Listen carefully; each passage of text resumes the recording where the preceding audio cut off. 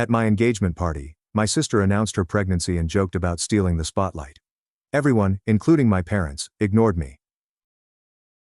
My sister announced her pregnancy at my engagement party, smirked and remarked, "Sorry, guess I stole the spotlight again, like I always do." Mom exclaimed eagerly, "Finally, some really exciting news worth celebrating." Dadi concurs. Babies are so much more important than simple engagements. Everyone laughed and congratulated her, except me and my fiancé. So the next day, we sent out a totally different save the date, announcing our elopement in Las Vegas that weekend. When she realized what it read, she called me and screamed.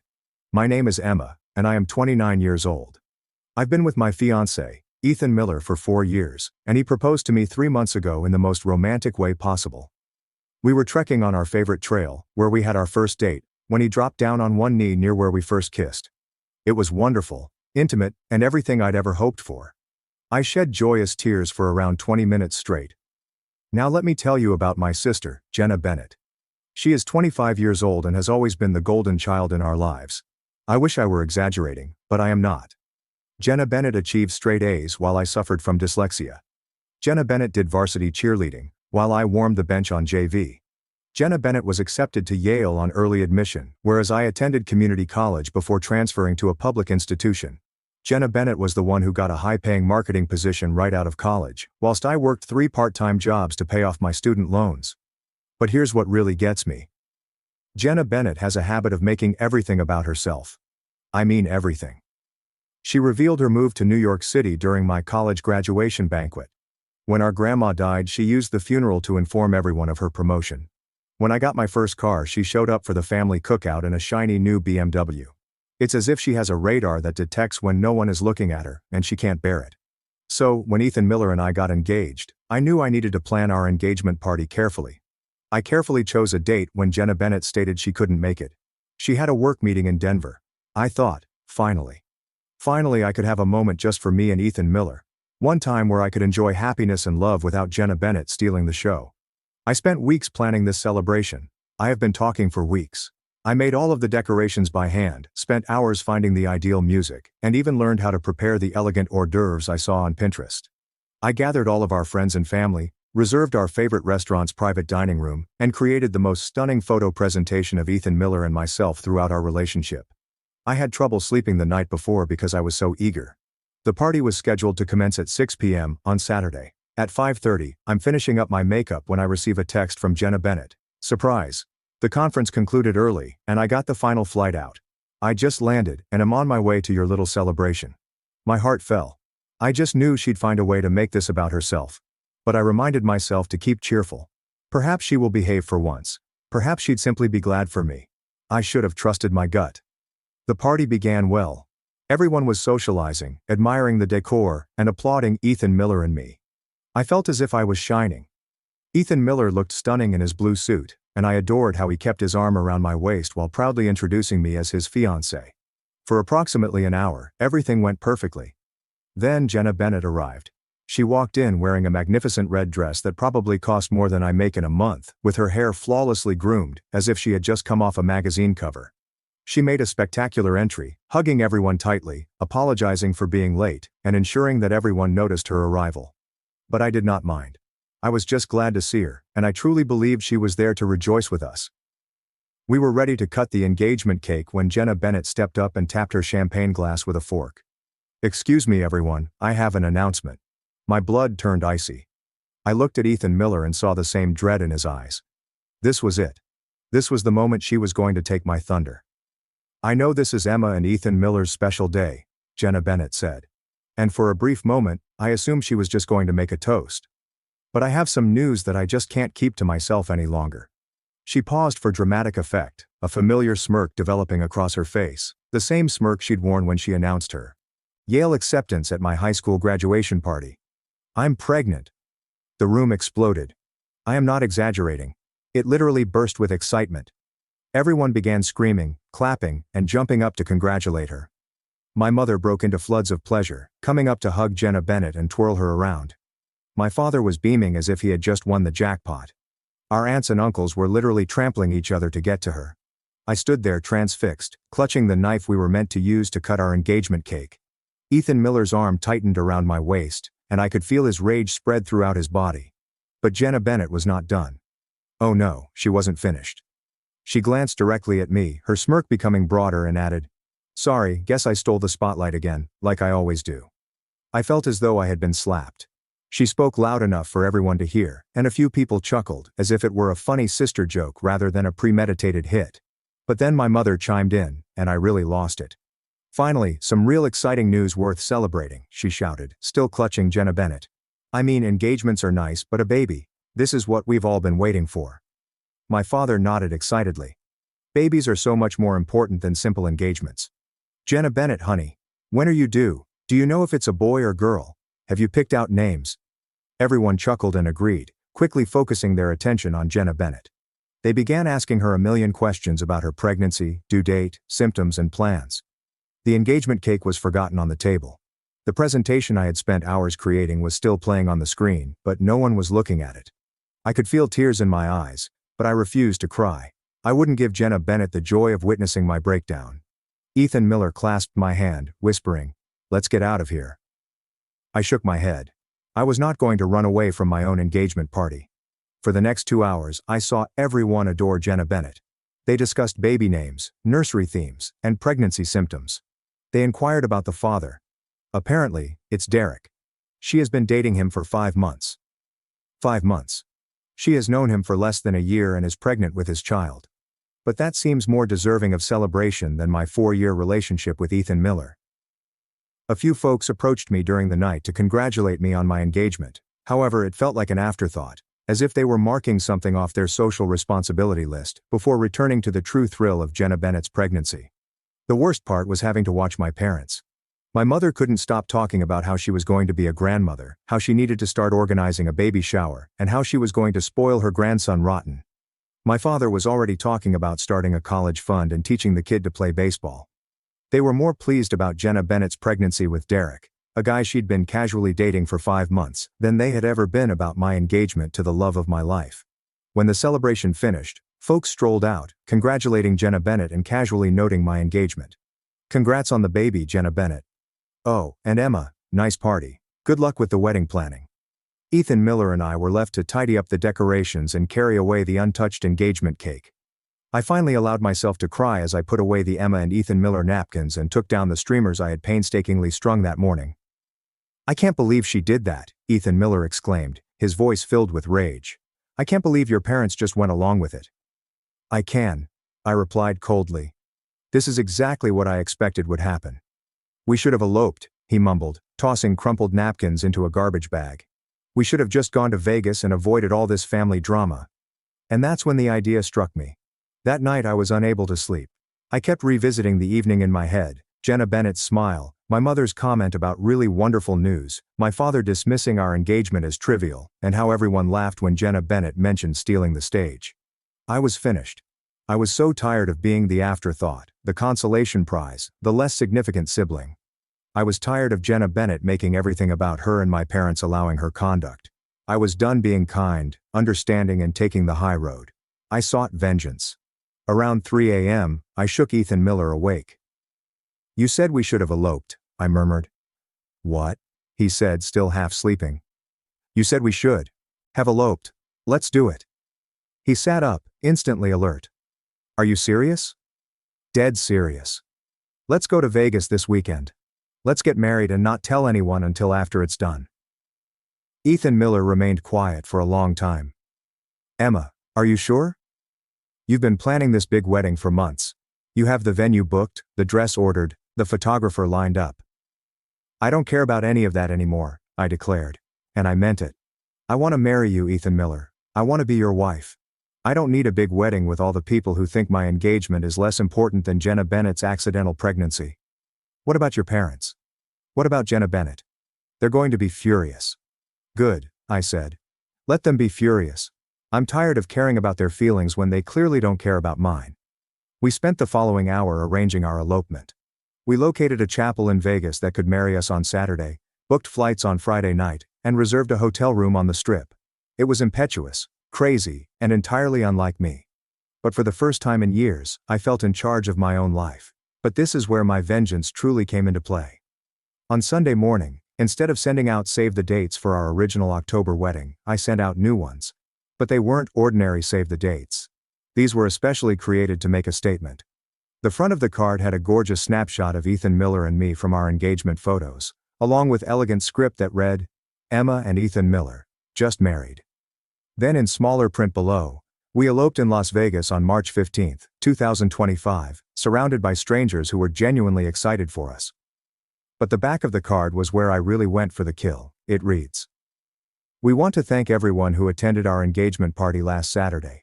It was eye-opening to see who actually supported our love and who came for the free food and drinks. We recognized that the most essential thing was not to have a large wedding with people who saw our love as trivial or unimportant in comparison to other life events. Instead, we chose to celebrate our commitment in a setting where strangers applauded us more than some of our own family members did at our engagement party. We got married by Elvis at the Little Chapel of Hearts in Las Vegas, and it was perfect. We laughed, sobbed, and swore to love one another forever, without anyone attempting to take our attention or reduce our happiness. We will host a small celebratory dinner for people who have truly supported us throughout our partnership. If you're not sure if you'll be invited, ask yourself this: did you congratulate us at our engagement party before congratulating someone else on an unrelated announcement? If the answer is no, you will probably not hear from us. Love, always. Ethan Miller and Mrs. Thompson. P.S. We'll be on honeymoon in Hawaii for the next 2 weeks, so don't anticipate rapid responses to calls or texts." I realize it seems harsh, but I didn't care about being courteous or diplomatic. I was weary of playing the greater guy while everyone else got to be selfish and careless. I had 150 save the dates made overnight by a quick printing firm and sent them out via express delivery on Monday morning to everyone who had been invited to our first wedding. Family, friends, co-workers, everyone. I wanted Jenna Bennett and my parents to get the word loud and clear. Ethan Miller and I left for Vegas on Friday night, and it was the best decision we'd ever made. Our wedding was small, intimate and beautiful. The Elvis impersonation was just hilarious. The chapel was delightfully corny, and we both laughed until we wept. Complete strangers applauded us on the street, brought us drinks and celebrated alongside us as if we were old friends. It was exactly what our engagement party should have been. We were in our hotel room on Sunday night, still dressed for the wedding, ordering room service and looking at our wedding photos, when my phone started going wild. First, it was my mother, then my father, then Jenna Bennett, then my aunts and uncles, then my friends. Text after text, call after call. Everyone was stressing out about the save the dates they had received that day. But word had already spread via family group chats and social media. I disregarded them all. Ethan Miller and I ordered champagne and strawberries and held our own secret party. We were married. We were pleased. And for the first time in my life, I didn't care what others thought. But Jenna Bennett was persistent. She called me a dozen times on Sunday night. 12. When I did not respond, she began messaging. "What the hell is wrong with you, Emma? Are you really this petty? Mom and Dad are sobbing. Are you happy now? You are being silly. Emma, I'm pregnant. I'm afraid and excited, and I needed my family's support. You cannot be married without informing anyone. This is ridiculous. Call me back right away." I deleted all texts without responding. Monday morning, she took a different approach. She dialed Ethan Miller's phone. "Ethan Miller, please. You have to talk to Emma. She's lost her mind. This is all a huge misunderstanding." Ethan Miller, bless him, has just said, "Jenna Bennett. Emma and I are married now. And we're very happy. We're not interested in discussing this further." He hung up. That's when she completely lost it. She began contacting my workplace, my friends, and everyone she could think of who might be able to reach me. She even contacted my best friend Lisa, and cried about how I was wrecking the family and how she hadn't meant to hurt anyone. Lisa, who had been at the engagement party and seen the entire incident, simply told her, "Jenna Bennett, you made your bed. Now you have to lie in it." The calls and texts lasted 3 days. By Tuesday, everyone had received their save the dates, and the family drama had reached a boiling point. My parents begged me to come home so that we could talk this through like a family. My relatives and uncles were separated. Some believed I was being overly harsh. Others said Jenna Bennett had it coming. Some of my friends were taken aback by the scathing save the dates, but the majority were secretly proud of me for finally sticking up for myself. But the most unexpected response came from my grandma on my father's side, Grandma Rose. She's 84 years old and has always been the family peacekeeper, resolving problems and encouraging everyone to get along. So when Mom contacted me on Tuesday morning, I believed she was going to give me a sermon about family togetherness and forgiveness. Instead, she stated, "Emma, honey, I've been watching this dynamic between you and Jenna Bennett for years, and I should have said something sooner." I was so astonished that I almost dropped my phone. "Grandma, your sister has been doing this stunt since she was 3 years old, and your parents have allowed it because they thought it was easier than dealing with tantrums. But as I watched what transpired at your engagement party and saw how devastated you were, I understood I had also contributed to the problem." She went on to tell me about situations I'd forgotten, such as when I was 7 and won first place in the school science fair, and Jenna Bennett threw such a tantrum that my parents decided to take us both out for ice cream to celebrate Jenna Bennett's participation prize. Or when I was 16 and earned my driver's license, Jenna Bennett announced she was dating the most popular boy in school at my birthday dinner. I kept telling myself Jenna Bennett was just spirited, that she'd grow out of it, Grandma Rose said. But she's 26 years old, Emma. She's a grown woman. And she's still pulling the same stunts she did as a toddler. I never thought you noticed. I murmured with tears flowing down my cheeks. Oh, I noticed. I just didn't want to rock the boat. But honey, sometimes the boat needs to be rocked. Sometimes it needs to be capsized completely. She told me she was pleased with me for finally sticking up for myself, and she thought my save the dates were amazing, albeit a little harsh. She also stated that she had been taking calls from various family members concerning the situation, and her response to every one of them was the same. Emma did what she had to do. That talk meant more to me than words can explain. Knowing that someone else had noticed the pattern, that I wasn't insane or oversensitive, and that my sentiments were real, was extremely healing. The following phone startled me. It was from my cousin Jessica. She's Jenna Bennett's age, and I've always believed she was more like Jenna Bennett than myself. She called on Tuesday afternoon, while Ethan Miller and I were receiving massages at the spa. "Emma, I need to tell you something," she said. "I've been wanting to say this for years, but I never had the courage." "What is it?" "Jenna Bennett does this to everyone, not just you. She did it at my graduation party when she announced she was moving to New York. She did it at my bridal shower when she made that whole dramatic speech about being single and loving it. She even did it at my baby shower when she spent the entire time talking about her promotion and how she was too busy with her career to think about kids." I had no idea.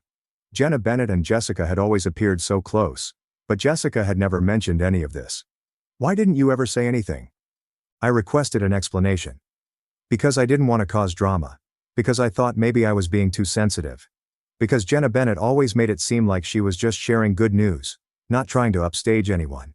But watching her at your engagement party, seeing that smirk on her face, I realized it was always intentional." Jessica went on to describe additional occurrences, such as family gatherings where Jenna Bennett would arrive with big news just as someone else was being celebrated. She had done it to our other cousins, family acquaintances, and even our great-aunt Margaret, who was celebrating her 50th wedding anniversary. "I think she's been getting away with it because she spreads it around," Jessica told me. "She doesn't target the same person every time, so no one realizes there's a pattern." But there is a pattern, Emma. There's definitely a pattern. This revelation was both affirming and frustrating. It meant Jenna Bennett's behavior was more than just sibling rivalry or family dynamics. It was a deliberate habit of attention-seeking that she'd been repeating with other people for years. By Wednesday morning, I had received messages from folks I hadn't heard from in years. Jenna Bennett's high school classmates remembered her performing similar exploits at school functions. College classmates had observed her behavior at several parties. Even some of Ethan Miller's acquaintances said that Jenna Bennett made comments or statements that appeared to be intended to divert attention away from others. The most unexpected communication came from my former roommate, Kelly, with whom I lived during my junior year of college. She sent me a lengthy text. "Emma, I've been following this drama through mutual friends, and I have to tell you, Jenna Bennett called me 3 years ago when you got promoted at work. She was asking all these questions about your relationship with Ethan Miller, about your job, about your plans for the future. At the time, I thought she was just being a concerned sister, but now I'm wondering if she was gathering information to use against you somehow." The more I discovered about Jenna Bennett's pattern of behavior, the angrier I felt. She was more than just impetuous and attention-seeking. She was also strategic. She was calculating. She had been purposefully damaging other people's happiness for years. But the message that really got to me came from Amanda, my best friend from high school, with whom I had lost touch after graduation. She sent me this Facebook message. "Emma, I saw your cousin post about your situation on social media, and I had to reach out. I've been thinking about this for years, and I think Jenna Bennett is the reason we lost touch. She went on to say that after our high school graduation, Jenna Bennett contacted and told her that I was too busy with my new college pals to maintain old friendships. She said I had specifically informed her that I didn't want to keep in touch with individuals from high school since I was moving on to bigger and better opportunities.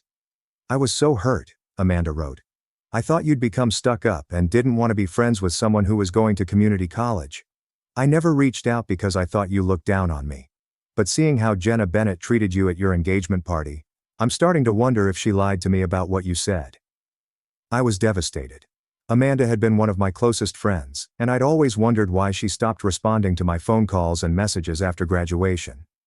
I imagined she was preoccupied with her own affairs, but it turned out Jenna Bennett had purposefully harmed our friendship.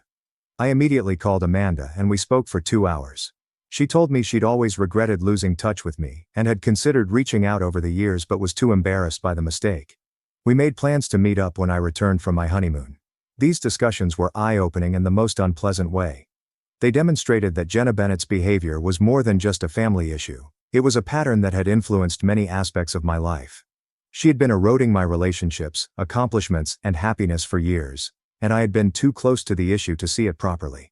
Throughout it all, Ethan Miller was great. He listened to every phone conversation, held me while I wept, and never indicated that I was exaggerating or being overly dramatic.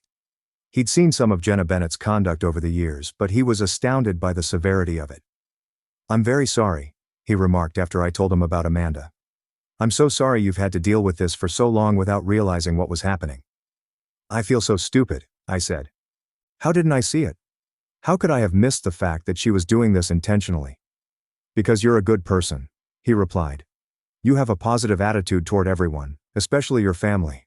You wanted to think that Jenna Bennett's actions were merely a coincidence or bad timing, not evil intent. That night, I reached a choice. I wasn't going to ignore Jenna Bennett's calls and texts anymore. I was going to block her phone number totally. I was going to block her on all social media platforms. I was going to cut off all contact, at least until I could comprehend what I'd discovered. I also decided to contact some of the people who had been affected by Jenna Bennett's actions throughout the years. I wanted to apologize for not recognizing what was going on sooner, and I wanted to try to heal some of the relationships that had been harmed by her intervention. The conversation with Amanda was only the beginning. I reconnected with several old friends who had been driven away by Jenna Bennett's deception and manipulation. I had open discussions with family members about the pattern of behavior that we had all observed but never addressed. I even contacted some of Ethan Miller's friends to apologize for Jenna Bennett's inappropriate comments and behavior at various events over the years. It was exhausting and emotional, but also liberating. For the first time in my life, I saw Jenna Bennett's behavior objectively, without the filter of family loyalty or the assumption that she meant well. Then, on Wednesday, I received the call I had been waiting for. I was lying by the hotel pool on Maui, sipping a Mai Tai and reading a book, when my phone rang. Jenna Bennett's name flashed across the screen. I almost didn't respond, but something compelled me to. What do you want, Jenna Bennett? Emma, please, we need to talk. I am at the airport. I'm flying to Hawaii. I sat up so fast that I almost knocked over my drink. You are what? I'm coming to Hawaii. I need to see you. We need to remedy this.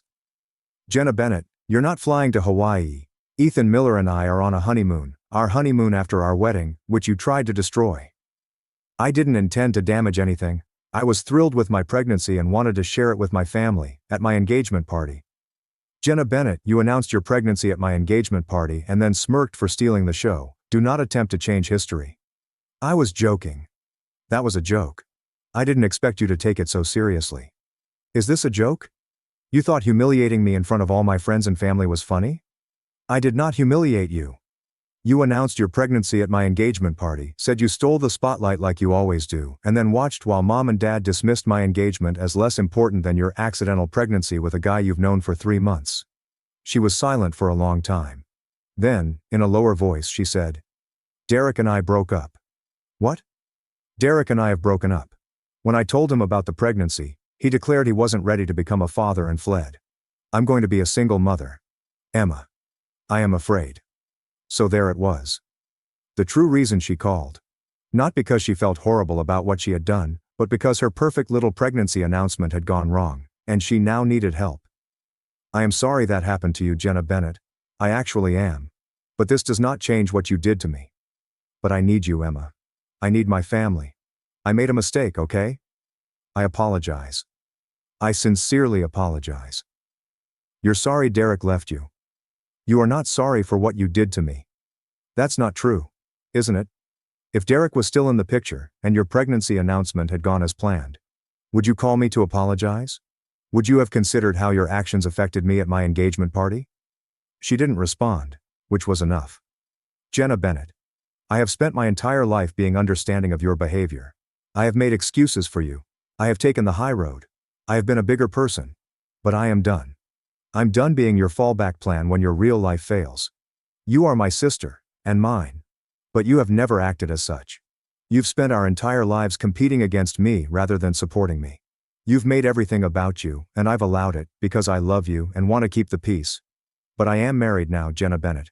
I have a husband who loves me and prioritizes me, and I am not going to let you, or anybody else, treat me as an afterthought anymore. So that's it?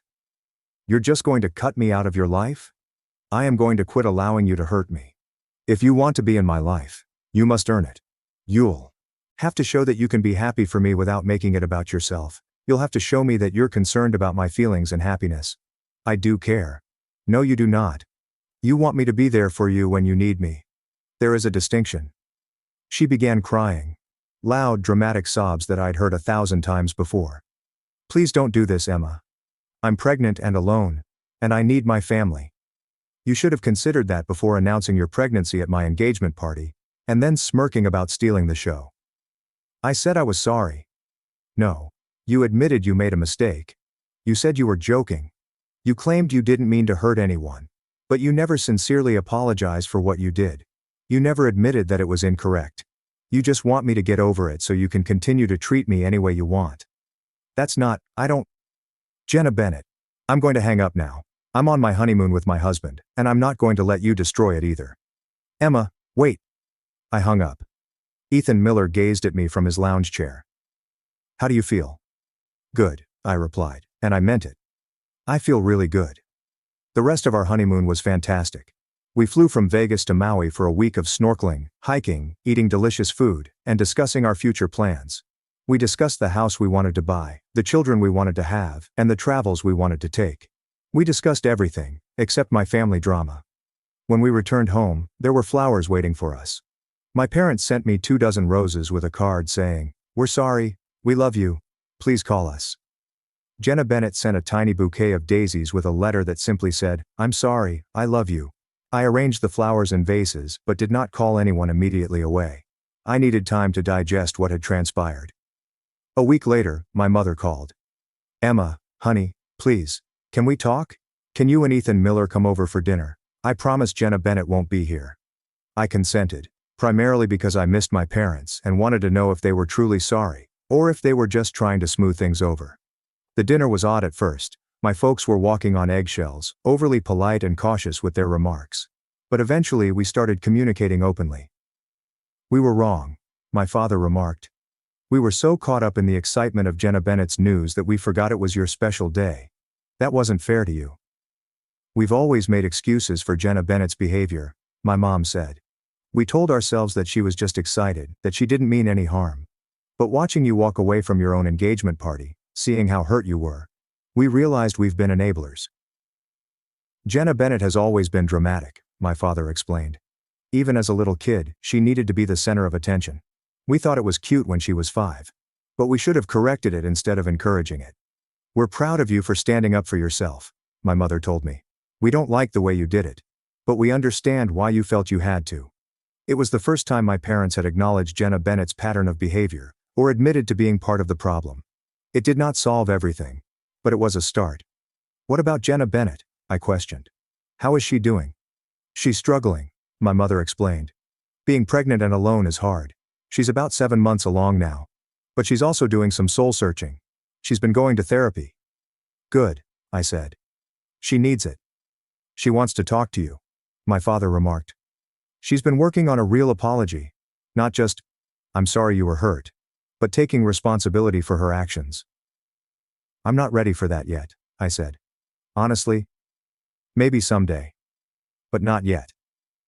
They accepted it, and we spent the remainder of the evening discussing various topics. They inquired about our wedding, honeymoon, and future plans. They were really concerned for our satisfaction, rather than just going through the motions. It's been 4 months since the engagement party fiasco and our unexpected elopement. Jenna Bennett has reached out several times, but I have yet to answer. I know she had a baby, a young girl named Lily, and she is still unmarried. A part of me feels horrible for her. But a larger part of me is still enraged. My parents have made an attempt to improve their relationship with Ethan Miller and myself. They've invited us over for supper several times and have shown real interest in our life. They're enthusiastic about the house we're buying and have been supportive of my choice to return to school for my master's degree. My friends have been fantastic. Most of them have informed me that they have been waiting years for me to confront Jenna Bennett. Lisa stated she was very proud of me for finally prioritizing myself. Even some of my extended family members have contacted me to express their support for my decision. The "Savage Save the Dates" are legendary in our family. My relative shared one on social media, with my permission, and it became viral. Thousands more individuals commented on their own family dramas, saying they wished they had the bravery to do what I did. The nicest aspect of it all, however, is my marriage. Ethan Miller and I are ecstatic. We are a team, and we will always support one another. He has never made me feel horrible about how I handled things with Jenna Bennett. He's never pressed me to forgive her or reconcile with her. He simply loves me and supports my decisions. We're talking about having children in a few years, and I know that when we do, our children will be raised to assist rather than compete with one another. They will learn that love is not a limited resource and that celebrating someone else's happiness does not lessen your own. I am not sure if Jenna Bennett and I will ever have a meaningful relationship again. Maybe eventually, if she does the work and shows me she has truly changed. But for now, I'm concentrating on my own happiness and life. I am done being the bigger person. I'm done making excuses for other people's poor behavior. I'm done putting everyone else's sentiments ahead of my own. I'm Claire Bennett now, and I'm finally living life on my own terms. And you know what? It feels incredible. Update. It's been 8 months since I first posted this, and I thought I'd provide an update because so many people have asked. First, Ethan Miller and I are doing fantastic. We purchased our house, and I began my master's program. Ethan Miller received a raise at work, and we are planning a trip to Europe next year. We're definitely considering starting a family in the next few years, and I've never been happier. My parents and I have repaired our relationship. They have consistently been supportive and respectful of my boundaries. They never bring up Jenna Bennett unless I ask, and they've stated unequivocally that they understand why I did what I did. Jenna Bennett's situation is more difficult. She contacted me 2 months ago with a long letter, an actual letter. Handwritten, not via text or email. In it, she accepted full responsibility for her actions, not only at my engagement party, but throughout our lives. She admitted to being selfish and attention-seeking, and she apologized for all the times she stole my moments or made everything about herself. She also informed me about her therapy sessions and how she has been trying to figure out why she felt compelled to compete with me rather than encourage me. She said that she was insecure and jealous of me, which surprised me because I had always thought she was the more accomplished person. The letter was different. It felt real, unlike her past apologies. She did not make excuses or attempt to defend her actions. She just owned it. But here's the thing. I'm still not prepared. Maybe I'll never be. The pain is too deep, and I'm finally content. Without the drama and stress that comes with attempting to control Jenna Bennett's emotions and conduct. I responded with a short note, recognizing her letter and wishing her well, but making it obvious that I'm not ready for a relationship right now. I told her I was delighted she was getting help, and wished she could be the person her daughter deserved. Some folks believe I am being too tough. They believe I should forgive her and go forward. However, I've learned that forgiveness does not imply that you must accept someone back into your life. I can forgive Jenna Bennett for my own peace of mind while still protecting myself from further harm. I'm not the same person I was a year earlier. I am stronger, more confident, and more eager to advocate for myself. I have a spouse who loves me unconditionally, parents who see me as a person rather than Jenna Bennett's sister, and friends who support my decisions. I do not regret how I handled things. Was it dramatic? Absolutely. Was it petty? Maybe. However, it was also necessary. It was the wake-up call my family required. And that was the moment I quit being a doormat. Sometimes you have to burn bridges to see the road forward. And occasionally, the individuals who are intended to be in your life will forge new paths to reach you. I'm finished apologizing for putting myself first. I'm done feeling bad about demanding basic respect and regard. I'm tired of being the family scapegoat, expected to accept whatever conduct others dish out. I am Claire Bennett. And I'm finally living my life for myself.